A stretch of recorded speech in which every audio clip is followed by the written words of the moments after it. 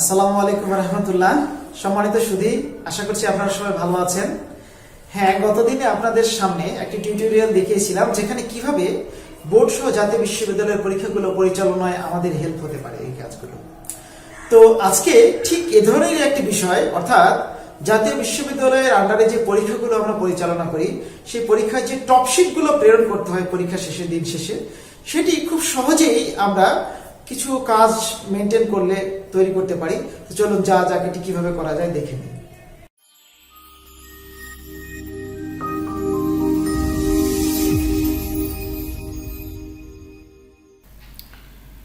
সম্মানিত সুধী, আজকে এই ডাটাবেজ অ্যানালাইসিস করে সার্চ করে কিভাবে এটি ব্যবহারিক দিক একটি আপনাদেরকে দেখাবো। যে কাজটি আমরা অনেক কষ্ট করে করি সেটি হচ্ছে কিভাবে অতি সহজে জাতীয় বিশ্ববিদ্যালয়ের আমরা টপ শিট তৈরি করতে পারি। তো এই টপ শিট তৈরির জন্য যেমন দেখুন, আমি আপনাদেরকে একটি ডাটা ফিল্টার করা একটা ডাটা অ্যানালাইসিস করা একটি তথ্য আমি আপনাদেরকে দেখাচ্ছি।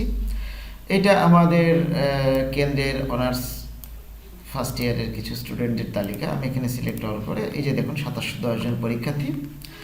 এই পরীক্ষার্থীদের মধ্যে আমি ইতিপূর্বে একটি ভিডিওতে আপনাদেরকে দেখিয়েছি কিভাবে টেক্সট ফিল্টার কন্টেন্টের মাধ্যমে আপনি বিভিন্ন সাবজেক্টের পরীক্ষার্থীর রোলগুলো বের করতে পারেন, যেটা আমি এর আগে দেখিয়েছি। যেমন দেখুন, বাংলায় আমার পরীক্ষার্থী আছে এখানে 184 জন, ইংরেজিতে আমার পরীক্ষার্থী আছে 187 জন। অথচ এই সকল অনার্সের বিষয় মিলে একটা বিশেষ কম্পালসারি সাবজেক্ট আপনারা জানেন যে স্বাধীন বাংলাদেশের অভ্যুদয়ের ইতিহাস, এটি সবারই ফার্স্ট ইয়ারের জন্য আছে। এই সাবজেক্টে আমার পরীক্ষার্থীর সংখ্যা 1740 জন। তাহলে এই 1740 জন বা আমার আলাদা আলাদা কোডে যখন পরীক্ষা হবে আলাদা সাবজেক্টের জন্য, আমাকে কিন্তু আলাদা আলাদা টপশিট তৈরি করতে হবে পরীক্ষার্থীদের। তো আমি একটা ক্লিকেই বা সামান্য কিছু কাজ করে ফাইনালি একটা ক্লিকের মাধ্যমে কিভাবে আমি টপশিট তৈরি করে ফেলতে পারি, আজকে আপনাদেরকে আমি সেটি দেখাবো। তো এই টপশিট তৈরি করার জন্য আমাকে প্রথমত একটি মাইক্রোসফট ওয়ার্ড ডকুমেন্ট প্রস্তুত করে নিতে হবে। আমি ওয়ার্ড ডকুমেন্টে এডি করব আপনাদেরকে যদি দেখে। যেমন দেখুন, আমি একটি মাইক্রোসফট ওয়ার্ডের নিউ ডকুমেন্ট নিলাম, এই যে নিউ ব্ল্যাঙ্ক ডকুমেন্ট নিলাম, নিয়ে আমি এটাকে আমার একটা টপশিট তৈরি করতে চাই। তো এই টপশিট তৈরি করার জন্য আমি যেটি করব, প্রথমত আমার এটার পেজ লেআউটে গিয়ে আমি এটার পেজ সেটআপে মার্জিনটা ঠিক করে নেব, কারণ আমি এটার হেডার ফুটারের মাধ্যমে এই কাজটি করতে চাই। জাতীয় বিশ্ববিদ্যালয়ের যে টপশিটের এটা আছে এটা আমি স্ক্যান করে এখানে বসাতে চাই। তো প্রথমত আমি এটার মার্জিনটা দেখুন, আমি টপে 3.9 ইঞ্চ এটার মার্জিন রাখছি, কারণ আমি একটা হিসাব করে দেখেছি 3.9 রাখলে এটা ভালোভাবে করা যায়। বটমে আপনি দেখুন, এখানে আপনি 4 ইঞ্চি রাখেন, 4 ইঞ্চি। এই যে দেখুন, এখানে আমি 4 ইঞ্চি করে দিলাম। লেফট রাইটে আমার 1 ইঞ্চ করে থাক, তাহলে আমি এটা পারবো। আর পেপার আমার লেটার সাইজ বা A4 আপনি করে নিতে পারেন। আচ্ছা থাক, এটাই 8.5/11 আছে। লেআউটে গিয়ে আপনি হেডার ফুটার এখানে 0 করে দেন, কারণ আমি হেডার ফুটারে এখানে কাস্টম হেডার ফুটার নিয়ে আসবো। এখানে 0 করে আপনি ওকে করে বেরিয়ে গেলেন। তার মানে আপনার পেজের উপরে 3.9 ইঞ্চি মার্জিন আছে, নিচের দিকে 4 ইঞ্চি মার্জিন আছে, আর বাকিটুকু আপনার বডি থাকলো। এখন আমি কি করব, এই পেজের এই 3.9 ইঞ্চিতে হেডার নিয়ে আসবো। এখানে আপনাদেরকে এটা মিনিমাইজ করে একটু দেখে আসি। জাতীয় বিশ্ববিদ্যালয়ের যে টপশিট পেজ আমরা পাই, এই যে দেখুন, আমি আগে থেকে এটি স্ক্যান করে দুটো পার্টে ভাগ করে রেখেছি। এই যে উপরের একটি অংশ আর এইটা হচ্ছে নিচের অংশ। তাহলে এই উপরের অংশ আর নিচের অংশের মাঝেই তো আমাদের শিক্ষার্থীদের রোলগুলো বসাতে হয়। তো আমি ওই মাঝেরটাকে বডি বানিয়ে ফেলে এটাকে আপনাদেরকে দেখাবো। তাহলে এটা ক্লোজ করলাম। এই ইমেজটা আমার কোথায় আছে আমি দেখালাম আপনাদেরকে। এখন আমি এটা ক্লোজ করে আমার যে ওয়ার্ড ডকুমেন্ট, সেখানে আমি এটাকে হেডার এবং ফুটার সেট করতে চাই। তাহলে হেডার ফুটারের জন্য আপনি ইনসার্টে যাবেন। ইনসার্টে গিয়ে এই যে প্রথমত হেডারে যান। হ্যাঁ, হেডারে গিয়ে আপনি এই যে এডিট হেডার, এখানে যাবেন। এডিট হেডারে গিয়ে আপনি ইনসার্ট পিকচার করবেন। পিকচারে আমার ওই পিকচার যেখানে আছে আমি সেখান থেকে দেখিয়ে দিচ্ছি। দিস ডিভাইস, আমার এই পিকচারটা আছে আমার ডেস্কটপে, আমি রেখেছি। ডেস্কটপে আমি টপশিট নামে, এই যে দেখুন এখানেই রেখেছি। তাহলে এইটা হচ্ছে আপার, মানে উপরের পার্ট। তাহলে এইটা আমি সিলেক্ট করে ইনসার্ট করলাম। এই যে দেখুন, আমি যেখানে হেডারের জন্য যে জায়গাটা রেখেছিলাম সেখানে কিন্তু এই ছবিটা ইনসার্ট হলো। এখন আমি এই ছবির উপর ডাবল ক্লিক করে বা এর র্যাপ টেক্সটে গিয়ে এটা বিহাইন্ড টেক্সট করে নেব, যাতে আমি এখানে যতই টেক্সট ইনসার্ট করি না কেন এই পিকচারটা যেন আমার পেছনে থাকে, বিহাইন্ডে থাকে। এখন আমি এটাকে অবশ্যই ইচ্ছা মতো টানাচ্ছে হ্যাঁচটাও করতে পারবো। এই কর্নার থেকে টেনে এটাকে সুন্দর করে আমি একেবারে ডানে বামে সোজা করে আমি একটু কেটেও, বাম দিকে আমার বেশি ফাঁকা জায়গা আছে, আমি মনে করেন এত রাখতে চাচ্ছি না, এই ক্রপ থেকে এটা কেটে ফেলে দিলাম। দিয়ে এটাকে আবার টেনে আমি আমার সুন্দর করে এই হেডারের যে জায়গাটুকু রেখেছিলাম সেই জায়গার জন্য দেখুন আমি এটা সুন্দর করে অ্যাডজাস্ট করে দিলাম, বা এটাকে আরেকটু উপরে তুলে দিয়ে অ্যাডজাস্ট করে দিলাম। আচ্ছা, এখন আমি যেটা করব, যেমন মনে করেন পরীক্ষার তারিখ, পরীক্ষার নাম, এগুলোতে আমি ইচ্ছামতো টেক্সট বক্স ইনসার্ট করে আমি এই লেখাগুলো লিখব। যেমন দেখুন আমি ইনসার্টে গিয়ে এখানে একটা টেক্সট বক্স আনতে চাচ্ছি, একেবারে সিম্পল টেক্সট বক্স। এটাকে আচ্ছা আমি ধরুন এখানে তারিখটা দিয়েই নিই, আজকে হচ্ছে মনে করেন একটা তারিখ দিলাম, হ্যাঁ ধরি 22/01/2021 এটা তারিখ দিচ্ছি। এখন এই তারিখটা আমি এই টেক্সট বক্সটা একটু সাইজ মতো করে নিয়ে এইটাকে এই যে তারিখের ঘরে এখানে নিয়ে এসে বসিয়ে দিলাম। এখন আপনি চাচ্ছেন ওই ডট ডটটা হারিয়ে গেল ওটাকেও রাখবে, তাহলে আপনি এই টেক্সট বক্সের এই যে আপনার শেপ ফিলে গিয়ে আপনি নো ফিল করে দেন, দেখুন এই যে ডট ডট দেখা যাচ্ছে। তারপর আপনি এখানে এই টেক্সট বক্সের আউটলাইন দেখতে পাচ্ছেন, আপনি এটাও তাড়িয়ে দিতে চাচ্ছেন, তাহলে শেপ আউটলাইনে গিয়ে নো আউটলাইন করে দেন।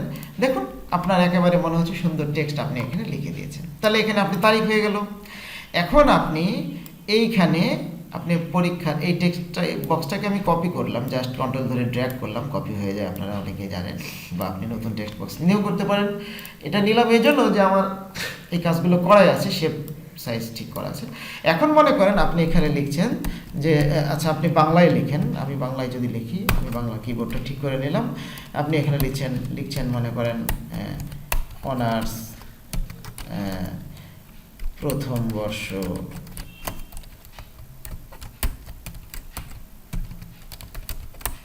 পরীক্ষা এই ধরুন 2020, ঠিক আছে, এখানে আপনি এটা দিয়ে দিলেন। এখন আপনি ইচ্ছা করলে এটাকে টেনে এদিক ওদিক বা যেভাবে হোক নিয়ে যান, বা মাঝখানে রাখলেন, কোনো অসুবিধা নেই, ঠিক আছে, এটা দিলেন। এখন আপনি মনে করেন আপনার কেন্দ্রের নাম দিচ্ছেন, তাহলে এটাকে আবার টেনে কপি করলেন, জাস্ট আমি ড্র্যাগ করছি করে কন্ট্রোল ধরে কপি করছি। যেমন পরীক্ষা কেন্দ্রের নাম আমি দিলাম, আমার কেন্দ্রের নাম ধরুন হ্যাঁ জয়পুরহাট সরকারি মহিলা কলেজ, হ্যাঁ দিলাম। এখন আমার কেন্দ্র কোড, ধরুন কেন্দ্র কোড জাতীয় বিশ্ববিদ্যালয় যে কোডটা আমাদেরকে দেয়, আমি জাস্ট এটা ড্র্যাগ কপি করছি, হ্যাঁ এখানে মনে করেন কেন্দ্র কোড 194, এটা ধরুন আমার কলেজের আমাদের কেন্দ্রের যে কোড সেটি আমি এটা পজিশন মতো করে দিলাম।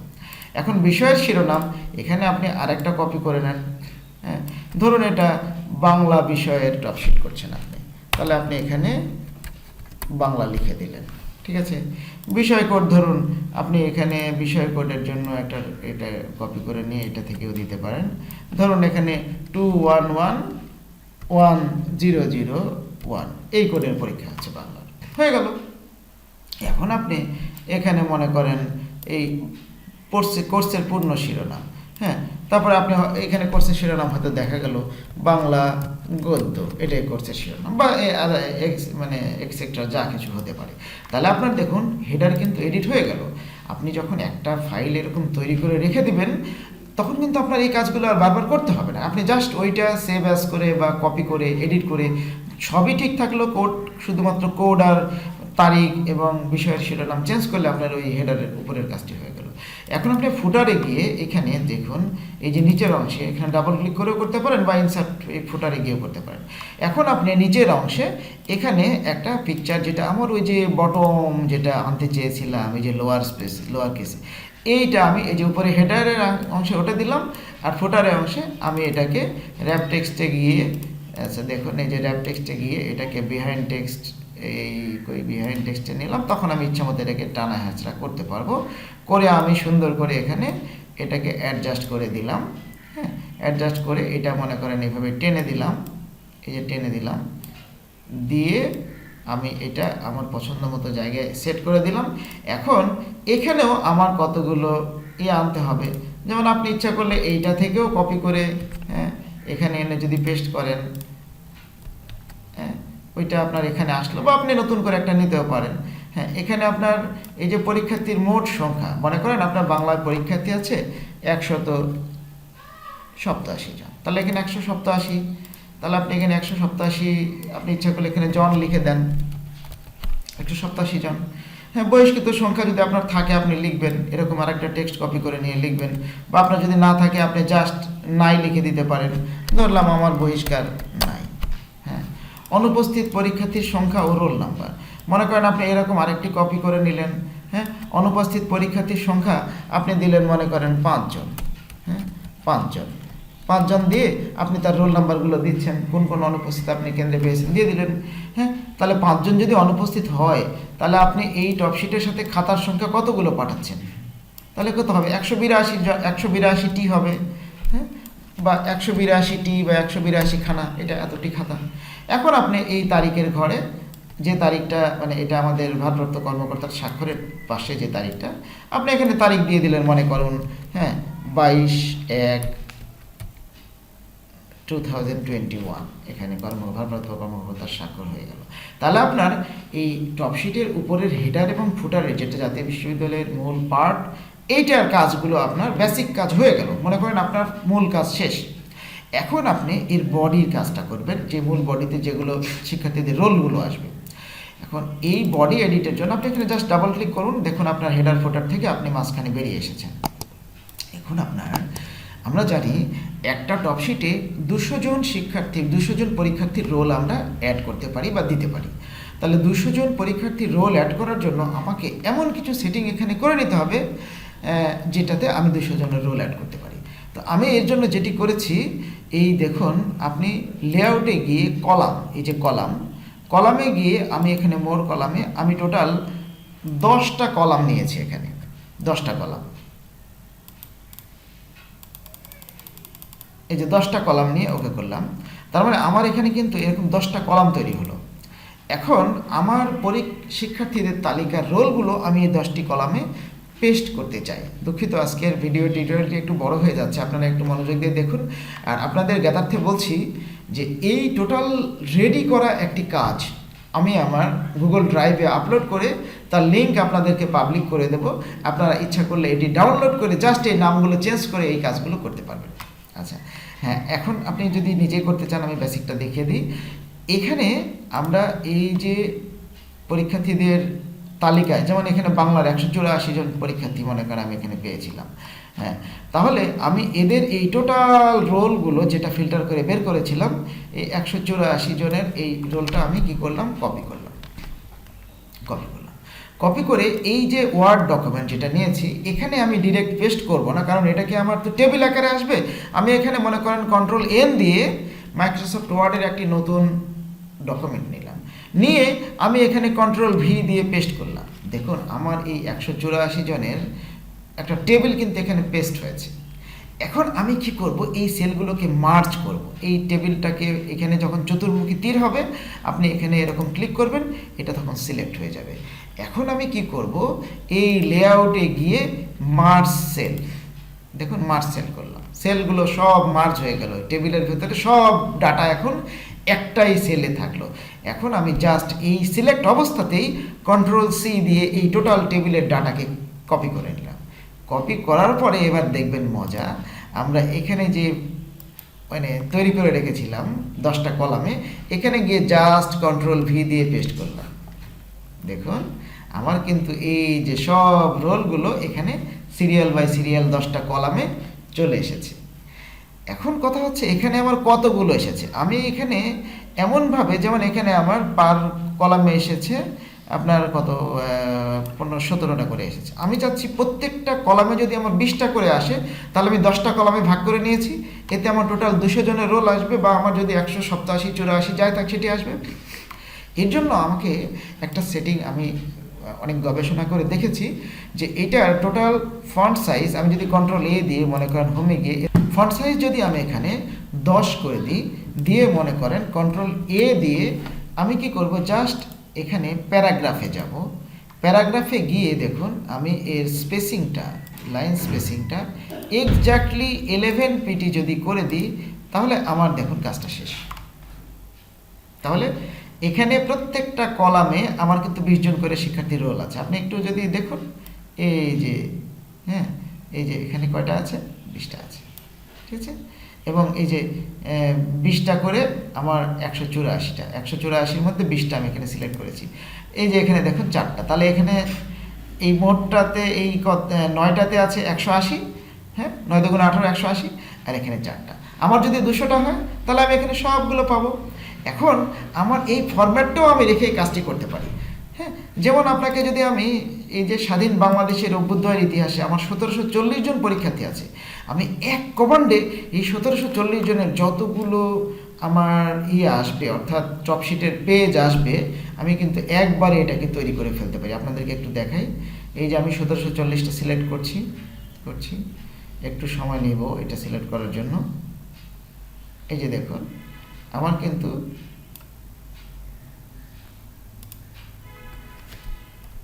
এই যে 1740টা সিলেক্ট হয়ে গেছে। আমি এটা কপি করলাম, কপি করে এই যে আমি ব্ল্যাঙ্ক ডকুমেন্ট নিয়েছিলাম এটা আমি বিতাড়িত করে দিলাম, দিয়ে এখানে আমি 1740টা পেস্ট করলাম। তাহলে আমি এই স্বাধীন বাংলাদেশের অভ্যুদয়ের ইতিহাসের এই 1740 জন পরীক্ষার্থীর রোল কপি করলাম, করে এই যে চতুর্মুখী তীর যখন হলো এটাকে সিলেক্ট করলাম, করে আমি এই লেআউট থেকে এই সেলটাকে, এই সেলগুলোকে আমি মার্জ করে ফেললাম, মার্জ সেলে ক্লিক করলাম। এই যে দেখুন, হ্যাঁ এই যে মার্জ করে নিলাম। মার্জ করার পর এই অবস্থাতেই আমি ঠিক আগের মতোই Ctrl+C ধরে এটাকে কপি করলাম, করে আমার এই যে টপ শিটের যে ফাইলটি ছিল আমার এই জায়গাতে আমি এটাকে জাস্ট দেখুন এই যে আগের কাজটাতেই আমি করতে চাচ্ছি, তাহলে এটাতে যা কিছু ছিল আমি এখানে জাস্ট পেস্ট করে দিলাম। এই যে দেখুন আমার কিন্তু এখানে অনেকগুলো কয়টা পেজ তৈরি হয়েছে। এই যে দেখুন আমার এখানে 8টা পেজ, না 10টা পেজ তৈরি হয়ে গেছে, 10টা পেজ। এখন আমি এটাকে কি করব, এর ফন্ট সাইজ আগের মতোই, অর্থাৎ এখানে আচ্ছা 10 আছে, আমি জাস্ট এর ইয়েটা চেঞ্জ করে দেব। প্যারাগ্রাফে গিয়ে এই যে রাইট ক্লিক করে প্যারাগ্রাফ করলাম, করে আমি দেখুন এই যে লাইন স্পেসিংয়ে গিয়ে এক্স্যাক্টলি 11 পিটি এইটা করলে আমার কাজ শেষ। ও আমি Ctrl+A ধরে করেছি কিনা আরেকবার করে দিই। Ctrl+A ধরে আমি জাস্ট প্যারাগ্রাফে গিয়ে লাইন স্পেসিংয়ে গিয়ে এক্স্যাক্টলি 11 পিটি ওকে করলাম। এই যে দেখুন আমার কিন্তু এই কয়টা পেজে এসেছে, 9টা পেজে, 9 × 1800 হওয়ার কথা 9টা পেজে। আচ্ছা এখানে হ্যাঁ এই যে দেখুন এখানে আমার প্রত্যেকটা পেজে কিন্তু আমি এগুলোতে জাস্ট এডিট করে 200 জন করে দেবো। এগুলো প্রত্যেকটা পেজে দেখুন এখানে আপনার একেবারে পুরো 200টা আছে। আপনি যদি এখানে লক্ষ্য করুন এই যে 1743-এর মধ্যে এখানে আমার 200টা আছে। আমি যদি সিলেক্ট করে দেখাই আপনাকে এই যে একটা পেজের এটা, এই যে দেখুন 200 অফ 1743। তাহলে এভাবে আমি ইচ্ছা করলেই একটা ক্লিক করে মার্জ করে আমি আমার এই টপশিট তৈরি করে ফেলতে পারি। এখানে আমি শিরোনাম চেঞ্জ করে দেবো স্বাধীন বাংলাদেশের অভ্যুদয়ের ইতিহাস, এটা যেহেতু আপনাদের আগে দেখিয়েছি ওইটার সাথে এটাকে জাস্ট অনেক বেশি পরীক্ষার্থী হলেও আপনি একইভাবে কপি করে কিভাবে একটি টপশিট বা একটা দিনের টপশিট তৈরি করে ফেলতে পারেন সেটি আপনাদেরকে দেখালাম। তো সম্মানিত সুধী, আপনারা দেখলেন কিভাবে একটি এক্সেল শিট থেকে মাইক্রোসফট ওয়ার্ডের হেডার এবং ফুটার ব্যবহার করে খুব সহজে অল্প পরিশ্রমে জাতীয় বিশ্ববিদ্যালয়ের পরীক্ষা পরিচালনার একটি টপশিট আপনি তৈরি করে ফেলতে পারেন। তো যদি আপনার কাছে ভিডিওটি ভালো লাগে অবশ্যই লাইক কমেন্ট করে উৎসাহিত করবেন এবং শেয়ার করে আপনার আরো ফ্রেন্ডদের জানিয়ে দেওয়ার সুযোগ করে দেবেন। তো ঠিক আছে, ভালো থাকবেন, আল্লাহ হাফেজ, আসসালামু আলাইকুম ওয়া রাহমাতুল্লাহি ওয়া বারাকাতুহু।